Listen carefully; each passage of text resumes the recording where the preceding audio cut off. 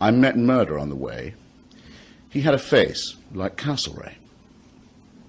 Now, a great deal of what Henry Kissinger has done to this republic and to its democracy and its constitution, and to countless defenseless populations and individuals around the world, a great deal of what he's done has actually been justified in point of saving face. I'm sure you know how the argument goes. If we don't kill all these people, everyone will think we've gone soft. Our face is at stake, our credibility. It's therefore a good thing there is a book here, although someone seems to want me to sign it, and it's got a thing on it. You won't mind if I know you know the face in a way, but just think, who would you kill to save that face? To which massacre would you make yourself an accomplice to prevent that face from creasing with anxiety? You laugh. So you should. But if you have tears, prepare to shed them now. Because that was done on a gigantic scale. And in your name and with your money, though you can, a shred of dignity can be saved. It wasn't done with your permission. At least they cared enough about you to lie to you about these things. But when they leaked out, it was usually a face-saving operation. In fact, it was the saving of face that Henry Kissinger himself gave as the justification when he was asked by President de Gaulle why he continued to bomb formerly French Indochina. He said, it's a matter of our face. Have you recently heard the phrase, orderly, peaceful, democratic transition of power? I'm just trying to brush your patriotic G-spot here. You have heard it, haven't you? You've heard it quite a lot recently. You've been perhaps prompted to think, why do they keep on saying that? Isn't it a bit suspicious that they keep on mentioning that we here have and enjoy an orderly, peaceful, democratic transition of power? If we really had an orderly, peaceful, democratic transition of power, why would there be a need for them to keep on telling us that we have an orderly, peaceful, democratic transition of power? Is there something sinister about the repetition of the phrase, orderly, democratic, peaceful transition of power? Is there something perhaps a little robotic or uncertain about it? Well, could be. What I want to speak about, and I'll be as terse as I decently can, is exactly that. Because the origins of the career of Henry Kissinger, the moment when he morphs, if you like, from being a mediocre, power-worshipping academic in search of a powerful patron, morphs from that into one of the most powerful people in American history and on the global stage, and the single greatest unpunished criminal so far unindicted. The moment when that happened was in the closing months of the 1968 presidential election in these United States. Now, we used to speculate that this had happened, and some people guessed that it had happened, hypothesized that it had happened, but I think I can claim from my book that it can now be documented as having happened, that that election was criminally subverted by a group of named individuals around candidate Richard Nixon, who in a very tight election in which the Johnson-Humphrey administration rested its entire claim on the Paris peace negotiations on Vietnam, because along with the rest of the political establishment, including Henry Kissinger, by the way, they had long concluded that the war had to be stopped. With that as the background, as I say, the Nixon gang, as I don't hesitate to call it, evolved a plan, a very simple one. If they were to go covertly to the South Vietnamese military junta and say to them, look, if you will withdraw from these talks, and if you will withdraw just before the elections and destroy the Paris peace negotiations, and simultaneously the Democrats claim to be running on a peace plan, and should we become the government of the United States, we, the Nixon campaign, you will get a better deal from us. That's the essence of the deal. How can I speak about it without sounding as if I'm advancing a conspiracy theory? Very simply, it's taken a very long time, and a number of us in Washington have been working on it for years, but now we have the FBI transcripts because the Johnson administration, though it didn't share this with you, ladies and gentlemen, comrades and friends, brothers and sisters, did know this was good, did get wind of this treasonous, illegal, covert diplomacy, and placed bugs in Mr. Nixon's headquarters and on his plane and elsewhere. Legal bugs, by the way, but not bugs they wanted particularly to own up to. So we now actually have, and I've reprinted them for your delectation, we have the conclusive evidence of the evolution of this disgusting plan, which I want to spend a little more time on. There were two prongs to it. The first was Mr. Nixon, Spiro Agnew, and John Mitchell contacting the South Vietnamese military dictatorship and dealing with them and their representatives in Washington privately on the deal. The second was to have a spy at the Paris peace talks where Averell Harriman was conducting the negotiations, so to speak, openly, legally, constitutionally for the United States. And the person who attached himself to those negotiations and was trusted by many of the Democrats, Harriman, Holbrooke, and others whose names will be known to you, was Henry Kissinger, ostensibly there as a friend of Nelson Rockefeller and as a liberal Republican. And now we know that that's how he contributed. He was the one who forwarded the news to Nixon of what the United States negotiating position would be at any given moment. So Nixon had perfect knowledge in subverting the Democrats' election campaign of all that he needed to know. Now, it's a trivial objection to make, but all of that was highly illegal under the Logan Act, which specifically punishes private secret diplomacy by American politicians that undercut the negotiating positions of the United States. Every country must have some such law. That's what it's called in this country. And as I say, it took a very long time to establish it, but it now can be said to be true. And that's why Richard Nixon, who only met Henry Kissinger twice in those years, once very briefly to shake his hand, and the second to ask him if he'd like to be national security advisor. Pretty odd for someone who disliked even the presence of Jews in the room. That's how it was done. And a star was born. But, mark the sequel, the illegal mortgage, the covert lease that was taken out by that action on another 4 years of war, because the South Vietnamese military dictatorship did withdraw from the Paris peace talks, very abruptly, on the 3rd of November, just before the vote, perfectly as to time in point of the plan, expected that the deal was supposed to stick. And the Nixon administration behaved thereafter as if it was indeed supposed to stick. And so, in the next 4 to 5 years, 22,500 of the names you can find on the wall on the Vietnam Memorial in Washington were lost. And we don't know, and I sometimes think don't really want to know, how many walls we'd have to build to record the names of the Vietnamese civilians who were lost in the same period, whose lives were thrown away, murdered actually, nor to record the fact that the war was extended into 2 neutral countries, non-combatant countries, Cambodia and Laos, by carpet bombing concealed from Congress, and directed at civilian populations en masse. No one's ever going to know how many people are buried under that, but we know who ordered and supervised and intimately conducted it at any rate. And all this was done, and all those lives were needlessly, criminally thrown away in order that the war could finally end with some face for Nixon. And some face, do you want another? Can you take another? No, you don't. You don't. You've gotten the point now. Face, say, on exactly the same terms as had been on offer in Paris in 1968 from the Johnson-Humphrey administration. Now pause and consider that.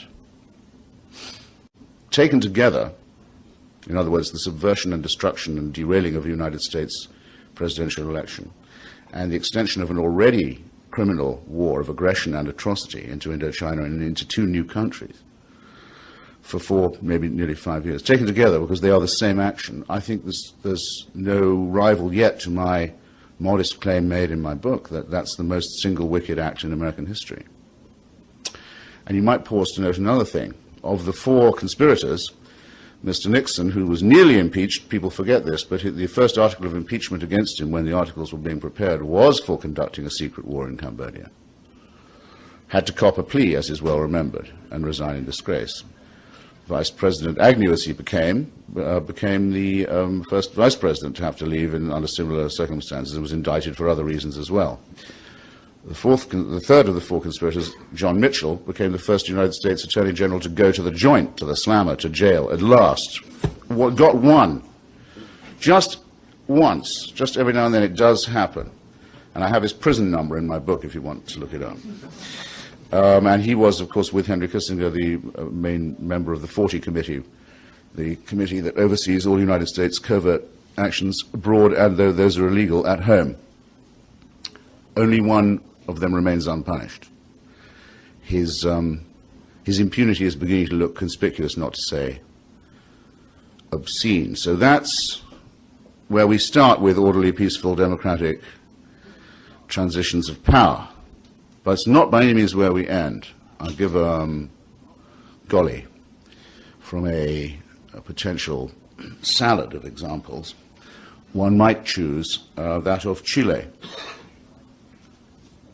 Why do I propose Chile? Well, because the Chilean people were very proud of the fact, and justifiably so, that of all the governments and societies in the southern cone of the Americas, Latin America as it's sometimes called, South America, they were the only ones who had managed to evolve a political system where the armed forces, though they were not considered politically neutral, and did intervene in social battles here and there in between elections, very deliberately, very noticeably, very honorably, abstained from picking the government or determining who would win an election or whether an election would be held.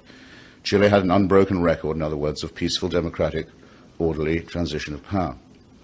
And in 1970, it became the turn of the Popular Unity Coalition, led by Dr. Salvador Allende, to win. And though that was against some odds, a vast financing of the other side by the CIA and so on, that was more or less ordinary. That was the kind of thing one had come to allow for. The Chilean parliament was going to ratify him, and the Chilean conservative parties were going to vote to confirm him as president. Chile has I think it's a 60-day, but it may, I'm open to correction, it may be a 90-day transition period. First you win the election, then there's a transition, after which Congress and the Supreme Court confirm you. Orderly, peaceful, democratic transition of power. However, pressed by various interests of their own, the scope of which I'm not going to bore you with now, Mr. Nixon and Mr. Kissinger decided there wasn't going to be democratic, peaceful, orderly transition of power in Chile, that there should instead be a military coup that would destroy the Allende presidency and the coalition that had elected him. This much is now fairly well known. Principal obstacle to this, the reluctance of the Chilean military to do as was requested of it. Symbolic, emblematic element in that reluctance, the single person of General René Schneider, an honorable conservative, a constitutionally minded officer, the chief of the Chilean General Staff. He told all his officers they were to obey their oath to the Constitution and to play no part in any seduction of them from their duty, whoever might offer it. Quite a guy. At a meeting on a certain day in Washington, D.C., of which I have the minutes, Henry Kissinger decided General Schneider had to be murdered because he was that obstacle. Because if he remained chief of the Chilean armed forces, there would be a peaceful, democratic, orderly transition of power in Chile. And we have now what lawyers call, and I can present it, I do have document by document, minute by minute, cable by cable, what lawyers call a lay-down case. Henry Kissinger suborned, formed the plan for, supplied the money for, and the armament for, and the cover-up for, and the payoff for a murder in a country that was a democracy with which the United States was not at war and had always enjoyed excellent trade and diplomatic relations. To read what I present, I perhaps shouldn't advertise it too melodramatically myself. You might want to be the judges of it, but I'll just say what it was like to read it for me when I went through it. It's like reading the John Gotti tapes. Not just the tones of voice and the thuggishness, the vulgarity, the greed, and the certainty that everyone can be bought. Not just that, but the way in which a wet job, a hit, is actually planned and executed. For example, you might ask yourself, I was challenged on this by some right-wing cretin the other day in a television series. He said the Chilean fascists, he didn't deny, there was a Chilean fascist organization with a proven record of violence that had actually tried to overthrow the Christian Democratic government in Chile from the right a few years before. So there were identifiable men of fanatical, violent tendencies, proven records of violence, who had been found by Kissinger for the operation and given the guns. This man wanted to know, well, they had guns already. Why did the U.S. Embassy want to give them guns? I said it wasn't the embassy. They were sent from Washington all the way in the diplomatic bag, with special serial numbers to be given to these people. Well, ask yourself the question. This is where the criminal mentality it becomes so evident. Of course they had guns of their own. They were nothing but gun nuts and, as I say, political fascists. What they wanted was the proof that the United States government was really on their side. That's what they had to be given. That's why the guns had to be sent through the diplomatic bag, to impress them so they could impress others. You might not believe this, but our plan has Washington's support, and so it did. And it took 3 tries to kill General Schneider. And every time there was a failure, there were urgent cables from Washington. What are you doing? Why have you failed? I have them all. Try again, try harder. The money was then paid to the gang, and the arrangement was made to conceal the complicity from investigators in Santiago and also in Washington, D.C., to this day, but not for much longer.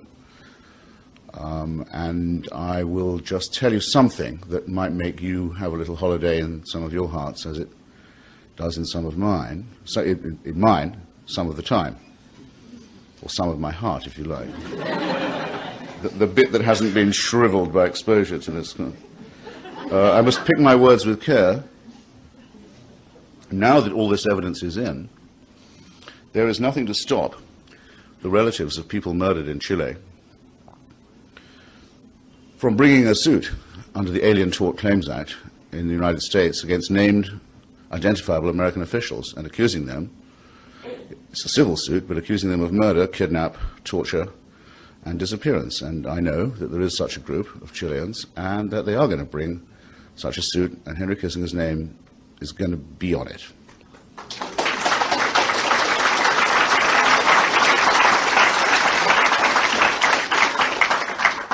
And you applaud, and so you should, and it shows your generosity and your decency, your solidarity.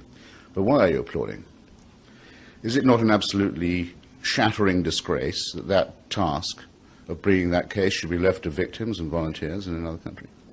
Isn't that a shame? Isn't that an absolute scandal?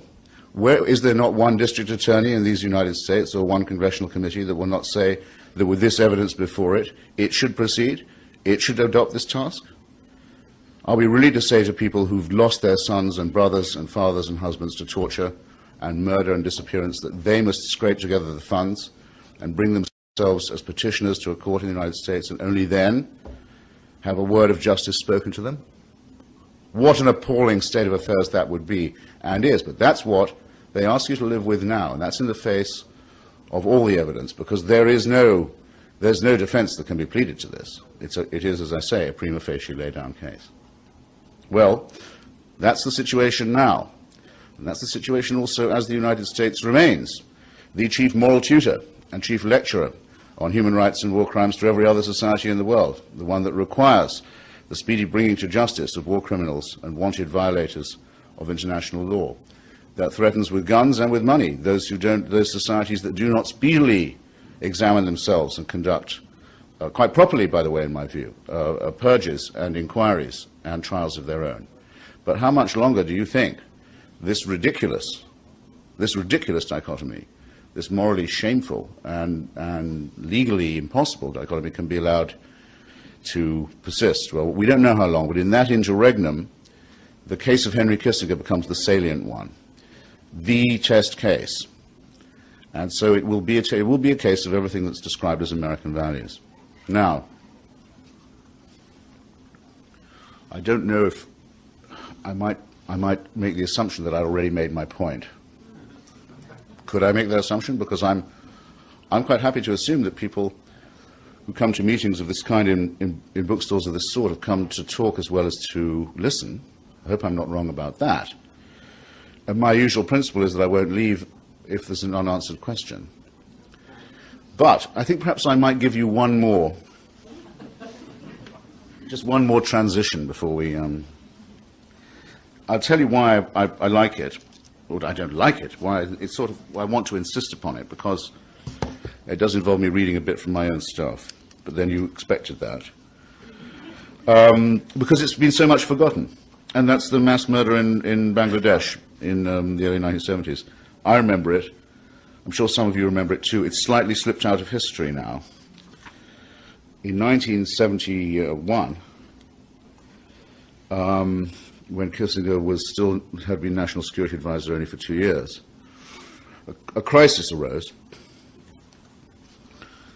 in Pakistan, a major US military ally in Asia, which then consisted of two chunks of territory. One, what we call Pakistan, still with its capital Islamabad, but its main city, Karachi, and the other, what's now called Bangladesh, but was then called East Pakistan, West Bengal. It had been obvious ever since the partition of India that the Bengali wing of, as Salman Rushdie describes it, as a country with two wings, an east wing and a west wing. The people in the east wing wanted to get out. They would want to devote themselves into an independent state. And having not had any elections for a long time, General Yahya Khan was pressed by all kinds of people to have one, hold one. And there was even talk of a peaceful, democratic, orderly transition of power in Pakistan, which hadn't been any talk of that for a very long time. But it was known to all that if there was such an election, that the Bengali Nationalist Party, led by Sheikh Rahman, would win it, at least in the east, would win it overwhelmingly, perhaps conclusively. So it was argued in the State Department and to Henry Kissinger and others that that the United States should remind General Yahya Khan that he better respect the results of the elections, because it looked as if he might not. But no message of that kind was ever sent. None whatever. So when they did, the Bengalis, win the elections, first General Yahya Khan cancelled the elections, then he dissolved the parliament, then he arrested all the people who had won the elections. And not content with that, he unleashed the Pakistani army in Bengal in an operation that was described at any rate by the American accredited diplomats on the spot as genocidal. It certainly had every appearance of a genocide. In other words, it had been long concerted. And though it was very indiscriminate in point of the mass of the people, we think, we are not, again not certain, and it may be indecent to speculate, but probably not less than 3 million Bengalis were killed in this bloodbath. But it was also, as other genocides are, rather specific and intimate. In other words, in the first day or so, the army rounded up and killed all the intellectuals, all the journalists, all the lawyers, all the academics, all the journalists and broadcasters in the capital city, trying, so to speak, to decapitate Bengali nationalism. And the best remembered symbol of this was the laying of an ambush, the setting up of a machine gun barrage outside the women's dormitory in the university. Then a fire set at the back of the dormitory, and the women students machine gunned as they ran out. This was repeated across the city. 2 telegrams were sent at that point, one from Pakistan to Washington and one from Washington to Pakistan. I'd like to read you the first one, which came from the consul, the ambassador, in fact, in Bangladesh. His name was Archer Blood. He should be remembered not just for his name, but as a good man with a good staff, and it was signed by almost every single person in the US Embassy in Dhaka, and it was sent on the 6th of April 1971 back to Washington, and it said the following: our government has failed to denounce the suppression of democracy, our government has failed to denounce atrocities, our government has failed to take forceful measures to protect its citizens, while at the same time bending over backwards to placate the West Pakistan-dominated government. Our government has evidenced what many will consider moral bankruptcy, ironically at a time when the USSR has sent President Yahya Khan a message defending democracy, condemning the arrest of a leader of a democratically elected majority party, incidentally a pro-Western one, I'm still quoting, and calling for an end to repressive measures and bloodshed. In this conflict, in which, I'm italicizing this as they did, in which unfortunately the overworked term genocide is applicable, when that 20-signature message from the US diplomatic office in Dhaka arrived in Washington, it was signed by a further 9 of the senior officers for Asia in the State Department, and that it remained for some time the most widely publicized and the one most widely signed and promulgated by professional civil servants in Washington in protest of a policy, until the mass resignations from Kissinger's staff over the invasion of Cambodia, another record he was later to set and break. So that was the telegram that Washington got. The telegram that Washington sent was signed by Henry Kissinger and sent to General Yahya Khan, and said, we thank you for the delicacy and tact with which you have handled this very difficult situation. That was the 3 million dead, 5 million refugee, mass destruction of the intellectual and cultural life of Bangladesh, resolution, in Kissinger's terms, of the peaceful, democratic, orderly transition in Pakistan and Bengal. And I could go on. The East Timorese people are only this year beginning to recover enough feeling in their limbs to have the election that was promised them under international law in 1975, when they should have become independent as a Portuguese colony, but were instead handed over by Henry Kissinger to the genocidal rapacity of an Indonesian government that has since thought better of it and has renounced even its own claim to East Timor. That episode that you just heard about from Bangladesh is known to the New York Times editorial board as the opening to China, Henry Kissinger's proudest monument. Because what wasn't known at the time or understood was that General Yahya Khan was the intermediary for American diplomacy in arranging a photo op for Henry Kissinger and Richard Nixon in Beijing, where they could pose with Zhou Enlai and Mao Zedong. It's never been explained to me, or I think to you, ladies and gentlemen, why it is that US diplomacy had to be conducted as a covert action. After all, many of us had for a long time been saying it was rather absurd for the United States to pretend that the People's Republic of China did not exist. That door was nailed shut by Henry Kissinger and Richard. Any one of us who said, shouldn't we consider having diplomatic relations with Beijing? Looks like the capital of quite a large country. They appear to have had a rather large revolution. There seems to be a lot of people living there we're in no contact with. No, what are you, some kind of a communist or a faggot? What is this? No, we'll do the door opening, thanks very much. To rescue what? To rescue our faces from the shame we've inflicted on the country in Vietnam. To try and drive a wedge between China and Russia, to try and be clever that way, and to try and get a photo op and get on the nightly news. But we could only do it through the intercession of a dictator. We couldn't ask Congress to help. We couldn't ask the diplomatic service to help. We couldn't tell the State Department about it. It's a hasty thing. It's a racketeering covert operation. It's the opening to China. You notice the opening to China still hasn't taken place? There is no transparency in US-China relations. Nothing of the sort. Have you ever been asked, hey, about that opening to China, I'd say worth the lives of 3 million Bengalis, wouldn't you? On any day. No, of course you've never been asked that. That's what it did take. That's what they thought it was worth. That's what they think of you, that you might swallow such a thing. But think of the sycophancy of the press in the way that it always talks about this. My profession has made this man, this assassin, this common murderer, this accomplice in mass murder and genocide, this accomplice in the breaking of American law, in the violation of the American Constitution, in the subversion of an American election, in the killing of many, many people much better than himself, to please a boss, Richard Nixon, the thought of whom in power now makes everybody gag, would make a maggot gag when you think about it. There's my prose going again. This man is the independent, detached, neutral commentator on events on ABC News Nightline. He's the syndicated columnist for the Los Angeles Times and the Washington Post. He's the honored guest at Tina Brown and Harry Evans and Mortimer Zuckerman's dinner parties and cocktails in New York. So it's a huge indictment of a craft, a trade. I won't call journalism a profession quite yet, but of a calling that is, of which I haven't completely despaired. A very big indictment of that and of the role it plays in our culture. And I have much more to say about that if asked. And it's also tremendous. If I say this for myself, what the implication of what I say, at any rate, is an enormous reproach to that fantastically overfed and complacent group, the American human rights community, which is now almost a state within the state. In Washington, I think I could probably go every night of the week if I cared to and eat for free at a dinner where one human rights group gives an award to another for its own bravery and courage. In New York, you could do it at lunchtime too, most days. Human rights prizes for journalists, human rights prizes for retired diplomats, human rights prizes for other human rights groups, human rights round robins, full-page advertisements in the New York Times, all of them tending to the view that the United States really must do more about the situation in Sri Lanka, or which, by the way, it ought to, or practically anywhere else you can name except the west bank of the Jordan River. And I'm in enough trouble for now. I'm not going to get into that right away.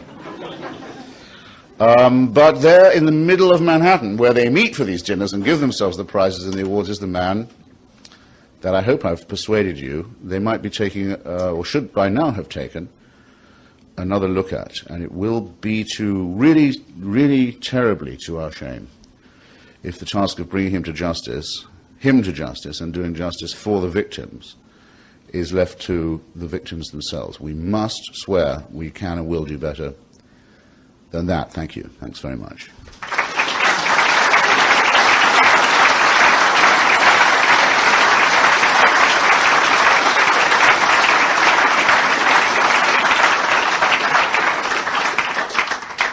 The lady asks, she remembers a lot of this too. Did she miss anything, or did nobody in 71 or so make any of these kinds of point?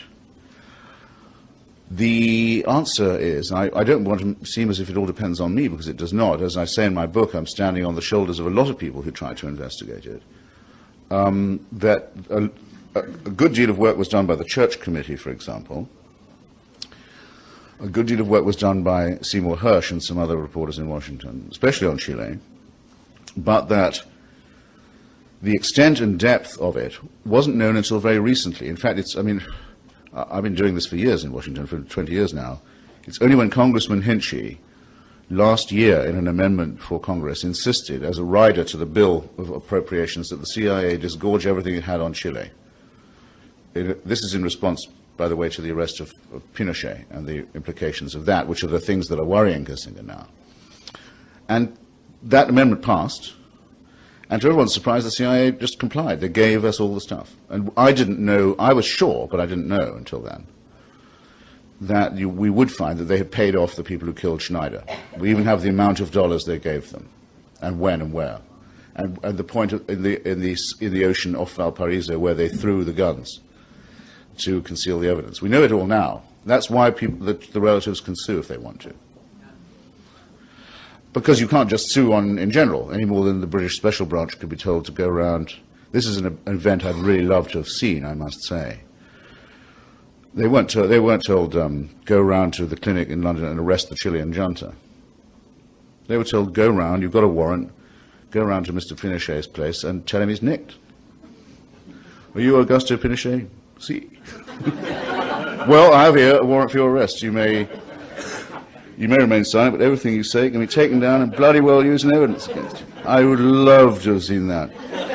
And then 2 months of house arrest where he's only allowed to see Margaret Thatcher, which might not be cruel, but certainly unusual.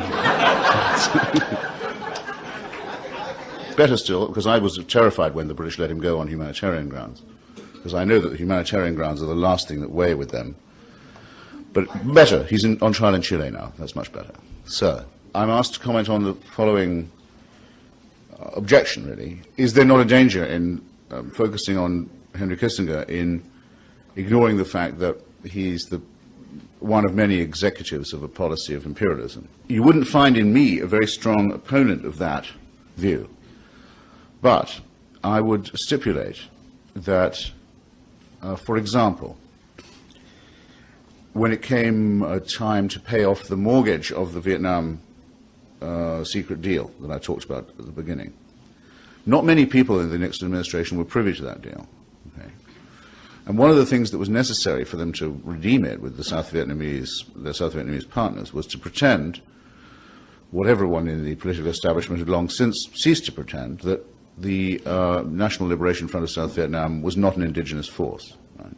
That it was somehow Vietnamese infiltrating Vietnam from some other part, which was thought by most of the policy establishment to be a fantasy by then, and was. But the fantasy had consequences. It meant, but we could dry up this infiltration if we invaded Cambodia and Laos and bombed it flat, and then these other would be less trouble. Well, it has to be said to their credit that Melvin Laird, the Secretary of Defense, and William Rogers, Secretary of State, said, that's ridiculous. We're not going to invade Cambodia. Anyway, it's a violation of international law. There was a big argument within the administration about whether to do it. Bebe Rebozo, Nixon's mafia chum, got on the phone. We have the records of that thanks to Kissinger, because he was so suspicious. He's helped us a lot. He had himself bugged to make sure he had the record. Nixon and Rebozo, on the eve of the invasion, ring Kissinger drunk, blind drunk, and slur into the phone and say, we're going to go ahead, never mind state, never mind defense, but if it fails, Henry, they slurred into the phone, if it fails, it's your ass. That's why Kissinger kept tapes, because that's the sort of people he was working for. Did he go with Rogers and Laird and say maybe we shouldn't do this? No, he went with Nixon and Raposo. He made the difference. Voila. Take another case where he's in the room with the Indonesian General Staff on the day that the invasion of East Timor is not planned, because it's been planned for a long time. The forces are already there. It takes a long time to get them into readiness, and of course the US knows that they're ready to go. He's there on the day the go-ahead is given. He gives the go-ahead, as we now know. However, on the plane on the way back, while he's still in the air, the State Department receives the news of the information. Now, it's difficult for state. Why?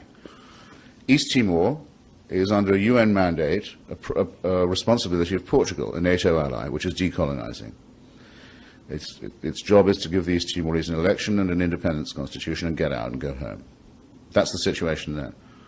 For Indonesia to cross the border is a violation of international law, gross violation of international law, and an attack on a NATO member. It's nothing for the State Department. Second, it's a gross violation of American law. The Foreign Assistance Act says you can't use American weapons for operations like that. They're supplied to you only for external defense. Therefore, the State Department issues a statement saying the Indonesians have broken international law and American law. They're probably going to have their funding cut off for this by Congress. Kissinger arrives in Washington in a towering rage. How dare you guys undercut me like that? I now have, and it's in the book, I have the whole transcript of the incredibly tough meeting he had when he got back, shouting at them for betraying him, knifing him in the back. Not without interest, by any means, in which, by the way, he makes a very interesting accidental admission, I think, namely, they say, well, look, Mr. Secretary, what they've done is illegal. They have broken the law, and so have we if we support them. And Kissinger says, I know about the law, I know we've broken it, and you've all known for a long time I've wanted the Indonesians to do this. That's an admission well worth having, because he's lied about it so often in public. Second, he says, listen, I don't get a commission on these arms sales. I don't get a rake-off. Now, it's assumed usually at State Department meetings that the Secretary of State has to make no such disclaimer. It's what you might call a matter of etiquette, you know. Probably wrongly, it is assumed the Secretary of State doesn't have a direct interest in arms sales, especially in ones which he's already admitted are illegal, and he's going to have to circumvent Congress to keep going, which he did, because he did make sure throughout that the Indonesians never ran out of the weapons with which to conduct the massacre. And I add that Adam Malik, the Indonesian foreign minister, admitted after 2 months of the operation, in the first 2 months, he thought his own forces had killed 200,000 East Timorese civilians, and he was not underestimating it. So there's no excuse here of not knowing, nor of not having foreknowledge, which, by the way, instantly triggers the Genocide Convention, since we're talking about law. That's an obligation on all states. So it's very grave. But just concentrate on the rake-off and the commission. Did he, in fact, get offered a rake-off and a commission in that meeting? I now think it's not at all unlikely, because as soon as he ceased to be Secretary of State, he went into business with the Indonesians, and they gave him half of a gold mine, Freeport-McMoran gold mine, half share in one, in another disputed island that they don't really legally control, West Irian, Jaya. And he's been the consultant and middleman for an enormous number of crony capitalist corporations in Jakarta. He's recently hired to Kissinger Associates Mac McClarty, Bill Clinton's former chief of staff. And I would imagine that that's not just bipartisanship, though it is that, and a perfect idea of what the Clinton world is like, but because most of Mr. Clinton's campaign was floated on the money from the Lippo Group and Mr. Riyadi, and I imagine that in fact I know that Mr. McClarty was the middleman for all that. So, this is the banana republic you live in now, by the way, in case you're in any doubt. That's how it's done.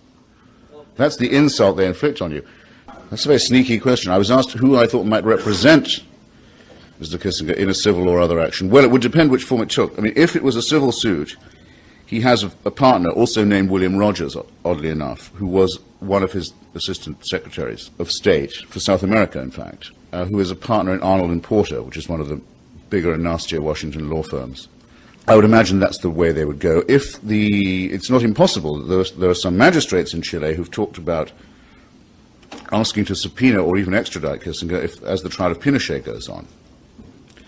And if an extradition order, I'm not sure if the Chileans have the nerve for this, and I would sympathize with them if they didn't, but it would still in all be great if they did. That would put the US government in a very awkward position indeed, because the US government generally says it won't have its former officials extradited. All the findings are now in on the blowback from Chile. In other words, the bomb that went off in Washington, D.C. at Sheridan Circle in October '76, a few hundred yards from where I live, that killed the great Orlando Letelier, former Chilean foreign minister, leading Chilean dissident, and his American friend, and then at that point, that moment, driver, Ronnie Moffett. Now, it is still unlawful to set off car bombs in Washington, D.C. during rush hour traffic. There isn't any immunity to that. And you may have heard quite a lot of noise made about international and state-supported terrorism by the government in your time. Well, now, it took, again, a very, very long time. But now there's another lay-down case that goes the other way. The author of that bomb was Augusto Pinochet, and the criminal division of the Justice Department now knows enough to know that that's true. So if the criminal division of the Justice Department does not issue a writ, an indictment for Pinochet, it will be flagrantly, obviously delinquent in its job. It won't just be a matter of a double standard. It's something for which the Attorney General could and should be impeached, in my view, if it's not done. The question will then arise, how did it take so long to find all this out? Well, because there was a great deal of obstruction of justice is why, and concealment of evidence, and these also are still crimes. And there are people in Washington who committed them. And you can have as many guesses as you like as to who one of them was. So if that was to be the case, then I don't know who would want to volunteer to defend Henry Kissinger. I should think Alan Dershowitz would probably still be available.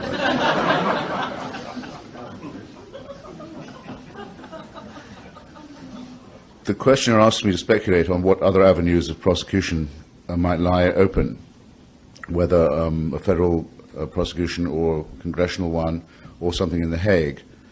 To answer that in reverse order, the International Court of Justice at The Hague, which the United States is just a signatory to, though it has great reluctance for reasons that I think will be obvious to people to adhere fully, is quite properly not retrospective, or I mean retroactive. In other words, the Hague Court can't sit on any matter that occurred before it was set up. So we can't get Kissinger there. But it does condition the international atmosphere, because what happened when the British House of Lords confirmed the verdict against Pinochet was this: they struck down the defense of sovereign immunity.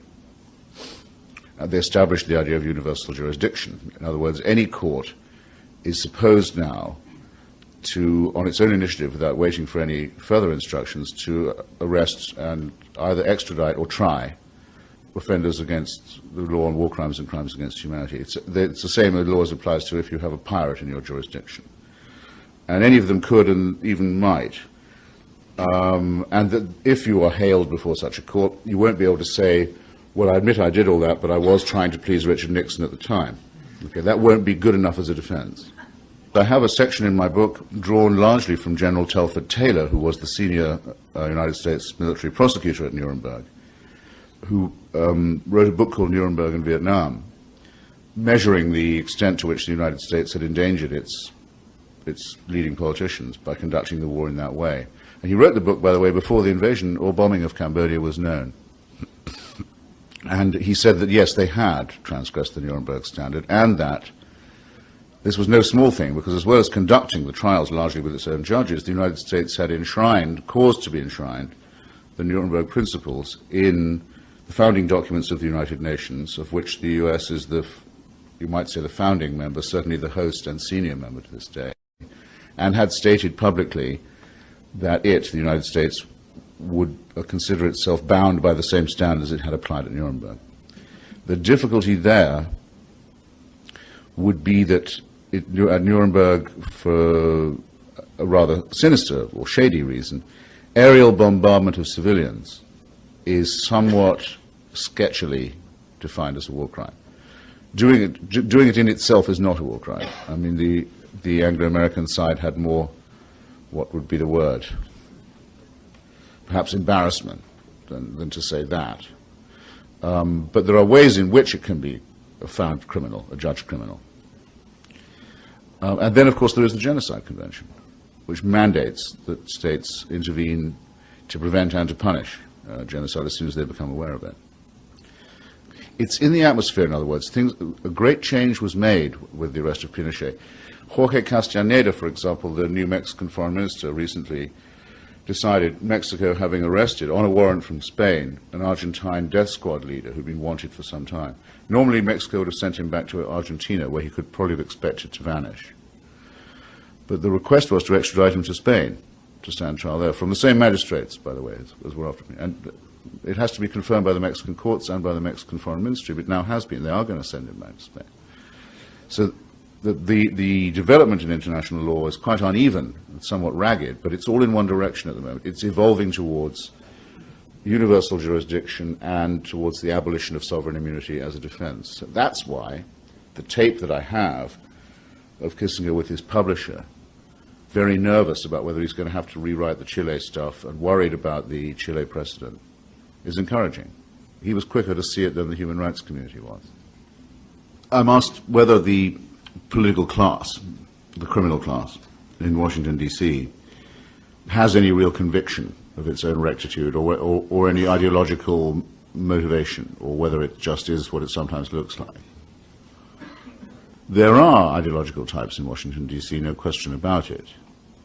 But if there had been a trial, if the impeachment of Nixon for Cambodia had gone ahead in the Congress, which I really wish that it had, because we would be living in a very different world if it had been allowed to do so,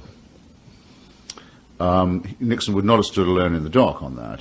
Kissinger would have had to stand there with him. And if the whole gang was arraigned and you had a sort of Nuremberg lineup, I would say that Henry Kissinger would not be the Goebbels of the thing, or the Himmler, or the Heydrich, but the Albert Speer.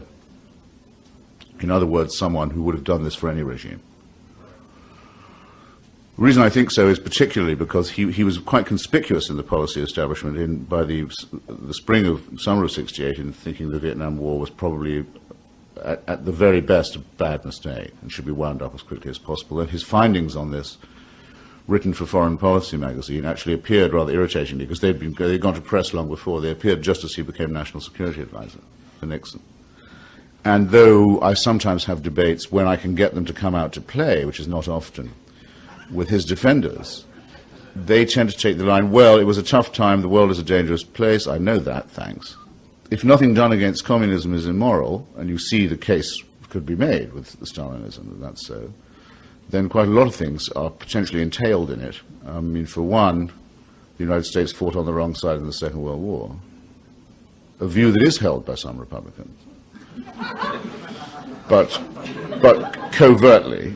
And the other would be that you would need someone who had a strong anti-Stalinist fervor to conduct the policy. Well, Henry Kissinger, as I've just pointed out to you, thought 3 million Bengalis was a small price to pay for a picture of him making nice with Mao Zedong. He was Leonid Brezhnev's best friend. He was the man who told Gerald Ford, his second president, don't have Alexander Solzhenitsyn for a tea at the Oval Office. Don't have him to the White House. It would upset our Russian friends. And he was the man who most recently, and for quite a large sum of money, defended the right of the Chinese Stalinists to massacre peacefully assembled students in the main square of their own city. So I'll tell you what, I won't take it from him that he's really an anti-Stalinist.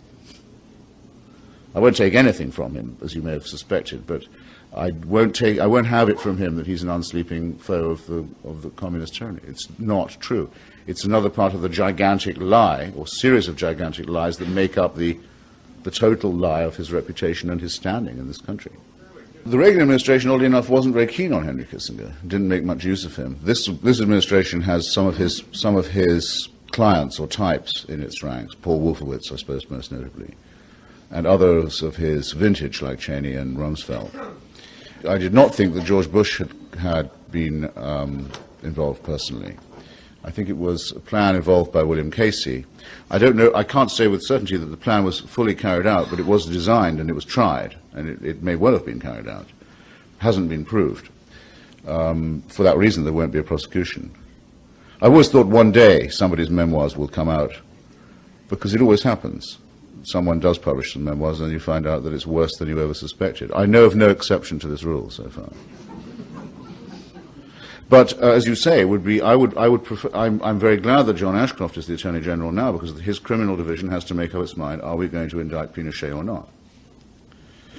Now, if Janet Reno had done it, which she most certainly didn't, and should have done before she left office, she did not, there would have been many people to say, well, it's partisan, and anyway she's doing it, on the way out of office and so forth. Now it's squarely where we can see it. And the question will arise, well, does the United States agree that there are universal standards in these matters or not? If it doesn't, I'm not the loser, except that we all are. We just simply point out the fact that the contradiction is far too gross to be lived with. The United States cannot simultaneously be the moral tutor and inquisitor and policeman of the world on human rights matters and say that these rules don't apply to Americans. In fact, they don't have a language in which they can actually say that. So this is a very exciting moment, because all of the law that they claim to uphold is evolving against them. And Kissinger's the test case. I'm asked about the role of Nixon and Kissinger in the Christmas bombing. It was their idea. I think it was particularly Nixon's idea and Kissinger's wish to gratify his whim. What Nixon wanted, he generally got from Kissinger. There were times when Kissinger was scared of Nixon taking bombing decisions when he was drunk, for example. Everyone was scared about that. As we now know, James Schlesinger, the then Secretary of Defense, has said that he said on the record that he gave an order which was actually greatly illegal for him to give, and a gross violation of the Constitution. He told the Joint Chiefs, you're not to obey a presidential order unless it's countersigned by the Defense Department and the National Security Council. They were that scared that Nixon would either launch a nuclear strike or try and go for a military coup. And that's been confirmed, and it's confirmed with other witnesses to it in my book. I mean, I'm glad that Schlesinger broke the law in that way, I think. That's what it took to try, that's what the moral atmosphere of the Nixon administration was like. Kissinger's comment on the Christmas bombing was that we bombed the North Vietnamese into accepting their offer of concessions. That's his idea of a joke, too. In other words, the North Vietnamese had offered a bargain. The South Vietnamese, who were still acting in the spirit of the secret bargain they thought they had said, if you accept this, you'd be, giving in to communism. So while preparing to accept it, Nixon and Kissinger bombed Hanoi anyway to convince the South Vietnamese they weren't going soft. That's what they were committed to by the original sin, if you see what I mean. And that's why he actually openly said in front of the cameras, we're bombing North Vietnam into accepting our version of their consent, if you see what I mean. It's an extraordinary thing. Never, never to be forgotten.